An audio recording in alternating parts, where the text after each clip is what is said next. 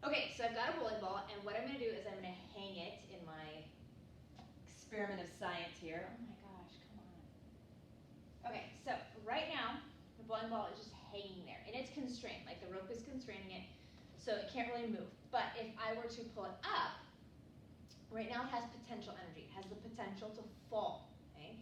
So right now it's got potential, and then as it falls, that potential energy becomes kinetic energy, and then here at the lowest point, it's all kinetic energy, and then its inertia keeps it going, so then it goes back to having some potential, more potential, it gets to its peak height, and it's all potential, no kinetic, and it's gonna come back down, and it's this kind of like movement. So here it's got all potential kinetic, potential kinetic, potential kinetic, and it just keeps on going back and forth.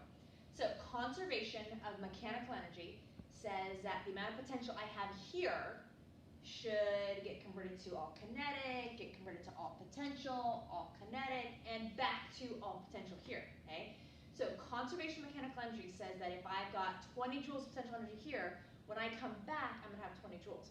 But this is the real world, and we know that there is an outside force of some air resistance, but also a little bit of friction up there at the tippy top. So when I think about my 20 joules of potential energy here, and I let this go, some of that 20 joules is gonna get converted into heat and leave my system, and I'm only gonna come back to like maybe 19.8 joules, and it means I shouldn't come back to the same height. So if I don't come back to the same height, I can, with confidence in physics, sit here, smile, let go, and know that I'm not going to get hit, okay? I'll do it again.